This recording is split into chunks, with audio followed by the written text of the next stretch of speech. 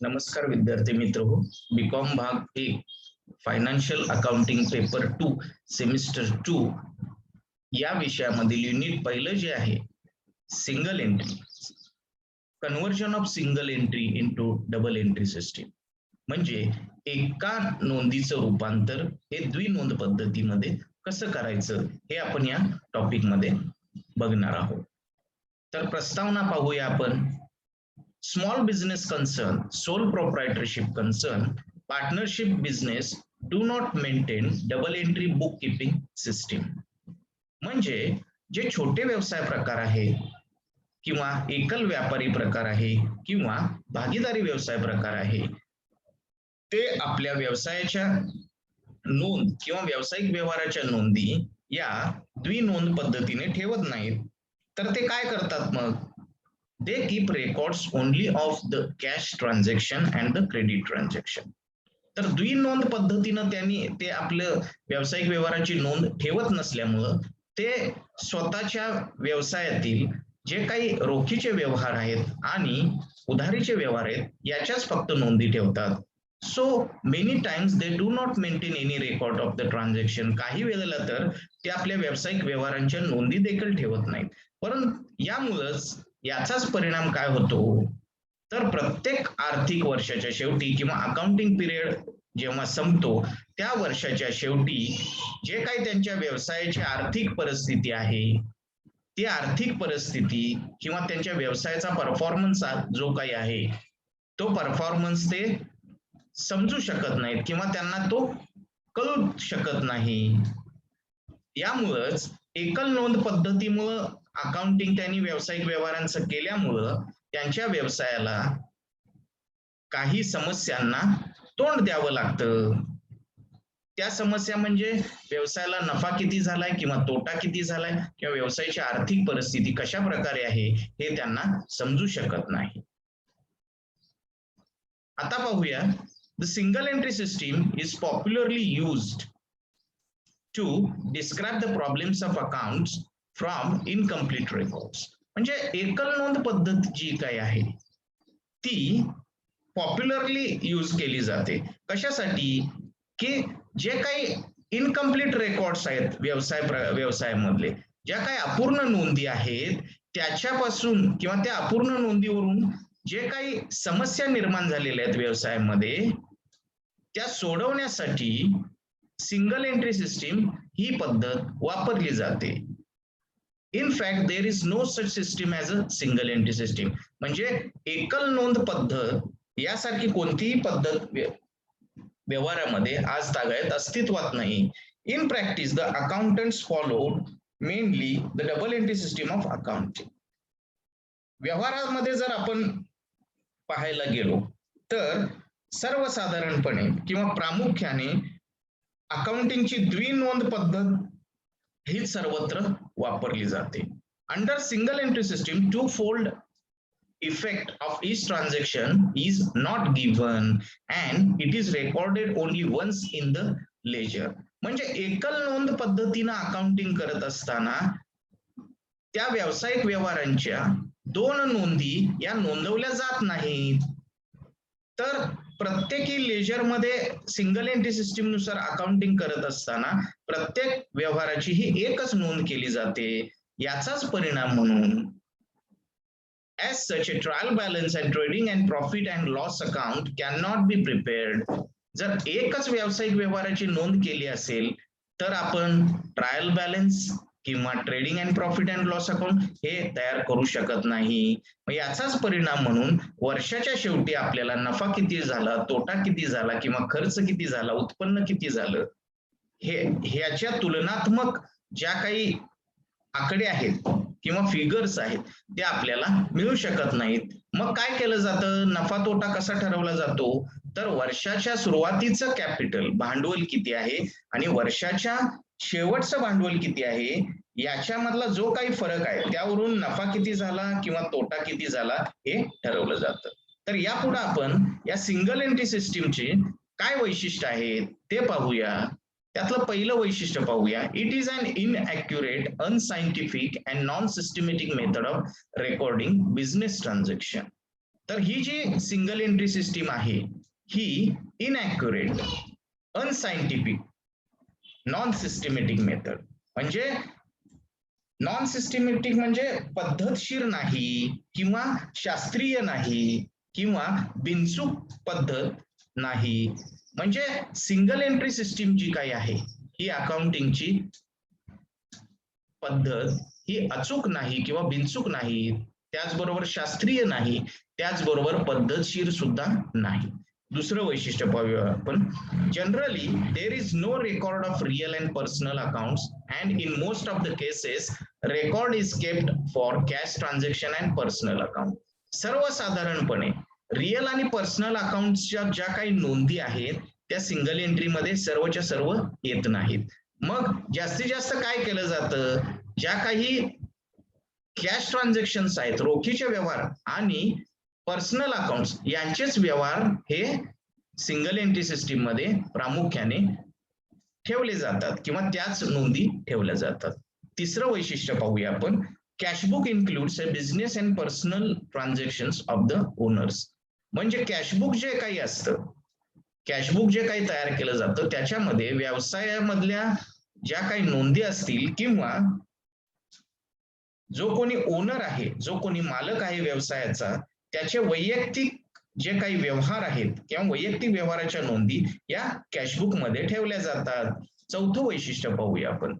There is no uniformity in maintaining the records and the system may differ from firm to firm depending on the requirements and convenience of each firm.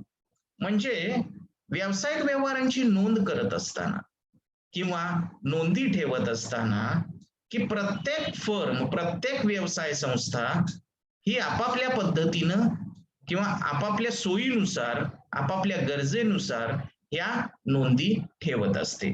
त्यामुळं कोणत्याही ज्या काही firm या एकल नोंद प्रकारामुळे किंवा एकल नोंद पद्धतीनं नोंद ठेवत असतील त्याच्यामध्ये कुठलीही एक वाक्यता आपल्याला दिसत नाही. ते प्रत्येक व्यवसाय संस्था जी आहे ती स्वतःच्या मनानं किंवा स्वतःला जसं कन्व्हिनियंट वाटेल, सोयीस्कर वाटेल किंवा स्वतःच्या ज्या गरजा आहेत त्या पद्धतीनं नोंदी ठेवत असते. शेवटचं आपण वैशिष्ट्य बघूया. Profit under this system is only an estimate and therefore true and correct profit can not be determined. म्हणजे काय की एकल नोंद पद्धतीनं व्यावसायिक व्यवहारांची नोंद करत असताना जो काही नफा आहे तो फक्त इस्टिमेट केला जातो. म्हणजे इस्टिमेट म्हणजे तो फक्त भाकीत केलं जातं त्याचं. त्यामुळं true and correct profit can not be determined. म्हणजे खरा नफा किंवा खरा तोटा किती झालेला आहे हे आपल्याला या एकल नोंद पद्धतीनं ठरवता येत नाही. म्हणजे एवढा एवढा अमुक अमुक प्रॉफिट हा इस्टिमेटेड प्रॉफिट आपल्याला समजू शकतो. The same in the case with the financial position in the absence of the proper balance sheet. Balance sheet किंवा फायनल अकाउंट्सच तयार करत नसल्यामुळं या सिंगल एंट्री सिस्टीम मुळे काय होतं तर व्यवसायाचे फायनान्शियल पोझिशन, आर्थिक परिस्थिती कशा प्रकारची आहे हे सुद्धा आपल्याला समजू शकत नाही. तर आता आपण याच्या पुढचा भाग म्हणजे एकल नोंद पद्धतीचं रूपांतर द्विनोंद पद्धतीमध्ये कसं करायचं हे आता पाहणार आहोत. In order to convert single entry into double entry system, the following steps are required to be taken. म्हणजे एकल नोंद पद्धतीचं रूपांतर द्विनोंद पद्धतीमध्ये करताना काय काय पायऱ्या किंवा काय काय स्टेप्स या आपल्याला फॉलो कराव्या लागतात त्या आपण पाहणार आहोत. To open all real and nominal accounts in the books of accounts. म्हणजे सर्वप्रथम आपल्याला रिअल आणि नॉमिनल अकाउंट्स जे काही त्याचे अकाउंट्स असतील रिअल आणि नॉमिनल अकाउंट प्रकारातले ते अकाउंट्स आपल्याला ओपन करायचे आहेत. त्यामध्ये पर्सनल अकाउंट्स असेल किंवा कॅशबुक असेल हे आपल्याला तयार करावे लागतील. As such there is a no question of opening this account afresh. म्हणजे कॅश अकाउंट जर एकदा ओपन केला असेल तर पुन्हा ती नव्यानं ओपन करण्याची आवश्यकता लागत नाही. फ्रॉम द सबसिडरी बुक्स म्हणजे दुय्यम पुस्तकं जी काही आहेत अकाउंटिंगची त्याच्यामध्ये कॅशबुक असेल, पर्सनल अकाउंट्स असतील, याचं जे काही पोस्टिंग आहे ते त्या रिस्पेक्टिव्ह अकाउंट्सला केलं जातं. ते रिस्पेक्टिव्ह अकाउंट्स म्हणजे रिअल किंवा nominal account. For example total of purchase book is to be debited to purchase account, posting to suppliers account is already made. म्हणजे परचेस बुक जे काही ओपन केलेलं असेल तर ते परचेस बुक जे काय आहे ते परचेस अकाउंटला डेबिट केलेलं असेल किंवा त्याचं सप्लायर्स अकाउंट जे काही असेल त्याला ते पोस्टिंग केलेलं असेल. त्याचप्रमाणे credit purchases of machinery is to be posted to machinery account from the personal account of the seller. त्याचप्रमाणे जो कोणी विक्रेता आहे त्याचं जे पर्सनल अकाउंट असेल तर त्या व्यवहारामध्ये क्रेडिट परचेसेस ऑफ मशिनरी म्हणजे उधारीच्या तत्वावरती किंवा उधारीने जर मशिनरी खरेदी केलेली असेल तर ते मशिनरी अकाउंटला डेबिट पोस्टिंग करण्यात येईल. कुठलं मशिनरी अकाउंट तर सेलरचं जे काही सेलरच्या पुस्तकातलं जे काही मशिनरी अकाउंट असेल त्याला ते पोस्टिंग होईल. Payment of salaries is to be debited to salaries account from the cash book. म्हणजे सॅलरीचं पेमेंट केलं असेल किंवा पगार दिलेला असेल तर तो पगार हा सॅलरी अकाउंटला डेबिट केला जाईल. कशामधून? कॅश बुक मधून. Thus for each transaction double entry is to be completed. म्हणजे एकल नोंद पद्धतीमध्ये काय असेल तर एक नोंद केलेली असेल त्याची दुसरी नोंद सुद्धा करण्यात येते.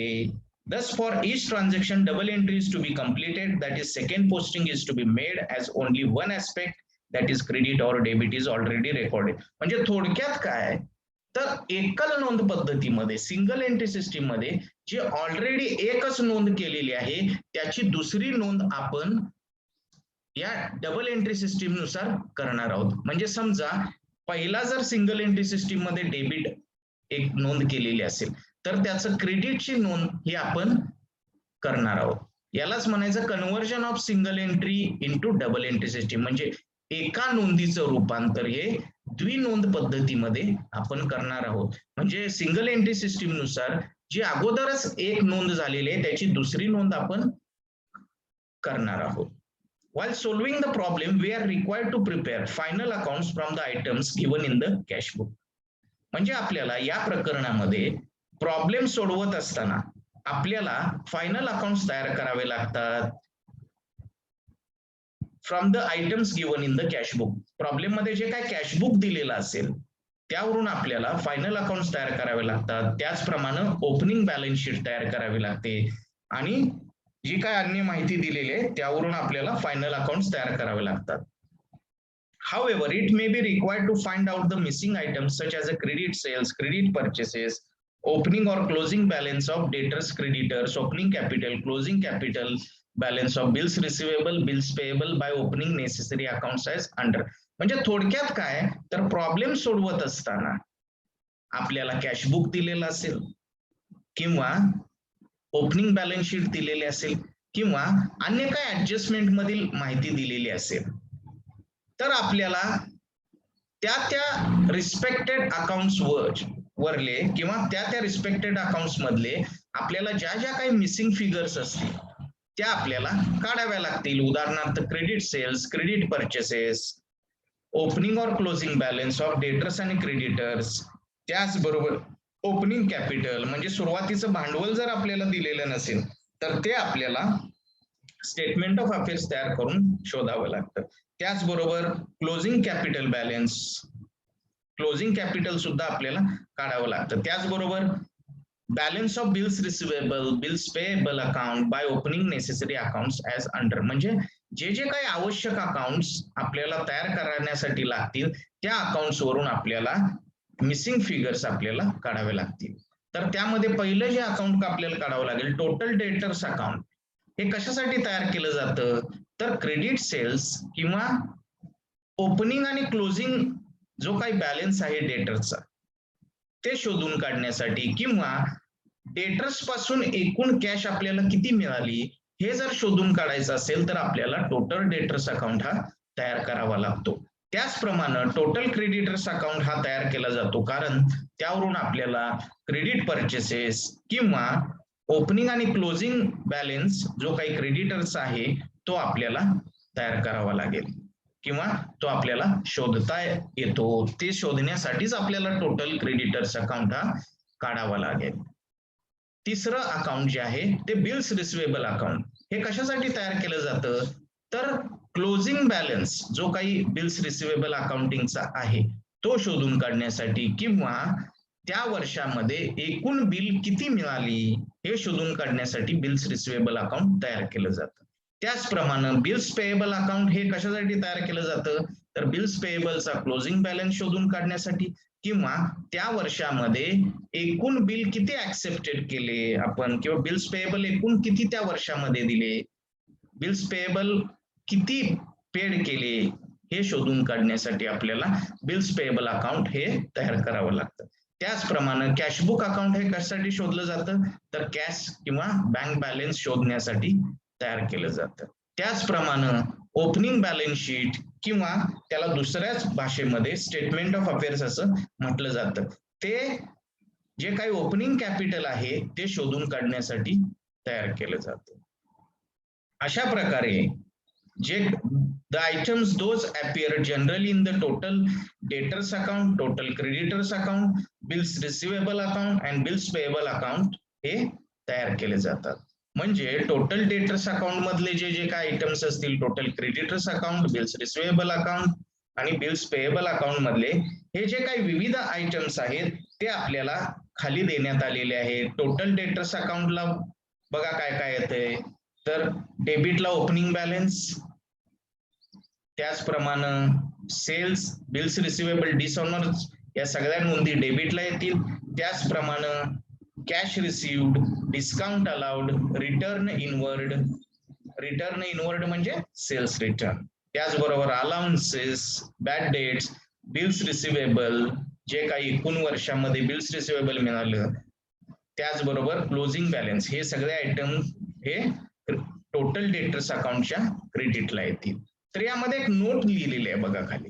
काय नोट आहे, reserve for doubtful debts and reserve for discount on debtors are not concerned with the debtors account. म्हणजे जे काही प्रोव्हिजन करायचे रिझर्व्ह फॉर डाउटफुल डेट्स किंवा reserve for discount on debtors ह्या ज्या नोंदी आहेत ह्या डेटर्स अकाउंटला येत नाहीत and hence they are not to be taken in the total debtors account. तर या दोन प्रकारच्या नोंदी आहेत त्या टोटल डेटर्स अकाउंटला घेण्यात येऊ नये while taking opening balance of debtors. The gross figures of debtors that is before deduction of RDD if any is to be taken. म्हणजे RDD वजा करण्यापूर्वीची जी काही फिगर आहे डेटरची ती घेण्यात यावी असं नोटमध्ये नमूद करण्यात आलेलं आहे. त्याच्या पुढचं अकाउंट आपण पाहूया, टोटल क्रेडिटर्स अकाउंट. तर आपल्याला माहितच आहे की ओपनिंग बॅलन्स हा नेहमी क्रेडिटर्सचा क्रेडिटला असतो. बाय बॅलन्स ओपनिंग, त्याचबरोबर परचेसेस, क्रेडिट परचेसेस आणि बिल्स पेएबल डिसऑनरेबलच्या नोंदी या क्रेडिट साइडला येतील. त्याचप्रमाणे डेबिट साइडला किती कॅश पेड केली, त्याचप्रमाणे डिस्काउंट मिळाला, अलाउन्स मिळाला, त्याचप्रमाणे रिटर्न आउटवर्ड म्हणजे परचेस रिटर्न, आपण खरेदी केलेला माल परत केला. Bills payable accepted during the year म्हणजे त्या वर्षामध्ये बिल्स पेएबल एकूण किती दिलेले आहेत, बिल्स रिसिव्ड एंडोर्स किती केलेले आहेत आणि क्लोजिंग बॅलन्स, अशा या फिगर्स या डेबिटला येतील टोटल क्रेडिटर्स अकाउंटच्या. नोट काय लिहिलेले आहे ते आपण बघूया. Reserve for discount on creditors is not to be taken in the above account. ज्याप्रमाणे टोटल डेटर्स अकाउंटला आपण RDD ची नोंद करत नाही, त्याचप्रमाणे क्रेडिटर्स वरचा जो काही डिस्काउंट आहे reserve for discount on creditors याची नोंद सुद्धा वरील टोटल क्रेडिटर्सच्या अकाउंट मध्ये घेण्यात येऊ नये. पुढचं अकाउंट आपण बघूया, बिल्स रिसिवेबल अकाउंट. याचा आपल्याला माहितच आहे की डेबिटला ओपनिंग बॅलन्स, त्याचबरोबर डेटर्सची नोंद, bills received during the year जे जे काय आहेत त्याची एकूण नोंद म्हणजे डेटर्सची नोंद होईल इथं. क्रेडिटला कॅश रिसिव्ड, डेटर्स, बिल्स म्हणजे डेटर्स म्हणजे बिल्स डिसऑनर्डचे जे काही डेटर्स आहेत त्याची नोंद, त्याचबरोबर बिल्स एंडोर्स मुळे जे काही क्रेडिटर्स निर्माण झालेले त्याची नोंद आणि शेवटी क्लोजिंग बॅलन्स. अशा पद्धतीनं बिल्स रिसिवेबल अकाउंट. पुढचं बघूया आपण बिल्स पेएबल अकाउंट. तर या बिल्स पेएबलचा ओपनिंग बॅलन्स हा नेहमी क्रेडिटला असतो. बाय बॅलन्स ओपनिंग, त्याचबरोबर creditors bills accepted during the year त्यामुळे निर्माण झालेले क्रेडिटर्स हे क्रेडिटला येतील. त्याचप्रमाणे डेबिटला कॅश किती दिली, cash paid, creditors, bills payable डिसऑनर्डची नोंद आणि क्लोजिंग बॅलन्स. तर या अकाउंटमध्ये नोंद आपल्याला काय काय खबरदारी घ्यावी लागेल किंवा हे अकाउंट तयार करताना ते आपण बघूया. नोटमध्ये दिलेलंच आहे खाली. The difference between the total of the two sides of the above accounts indicates the missing items such as a credit sales, purchases, opening, closing balance. म्हणजे आपण हे सर्व अकाउंट्स करत असताना याच्यामध्ये दोन्ही साइडला कुठले कुठले जे काही फरक येतील ते फरक म्हणजे मिसिंग आयटम्स असतील, म्हणजे क्रेडिट सेल्स, क्रेडिट परचेसेस किंवा ओपनिंग किंवा closing balances. If bills receivable received during the year are not given, first prepare bills receivable account, then find out the figure and then prepare total debtors account. जर त्या वर्षामध्ये एकूण bills receivable किती मिळाले हे जर problem मध्ये दिलेलं नसेल तर बिल्स रिसिवेबल अकाउंट जे काय आपण तयार केलेलं आहे त्यावरून जे काय आपल्याला फिगर मिळेल त्यावरून आपण टोटल डेटर्स अकाउंट तयार करायचं आहे. त्याचप्रमाणे bills payable accepted during the year हे याची फिगर जर दिलेली नसेल तर पहिल्यांदा बिल्स पेएबल अकाउंट तयार करावा आणि त्यावरून टोटल क्रेडिटर्स अकाउंट तयार करावा. तर अशा प्रकारे या टॉपिक मध्ये हे आपण आज सर्व सिंगल एंट्री सिस्टीम विषयी माहिती पाहिली. हा सोपा टॉपिक आहे, निश्चितच तुम्हाला समजलेली असेल. तर पुढच्या तासाला आपण या टॉपिक वरचा प्रॉब्लेम पाहूया. आपल्याला जी काय शंका असेल ती मला आपण पर्सनली फोन करून किंवा मेसेज करून विचारू शकता.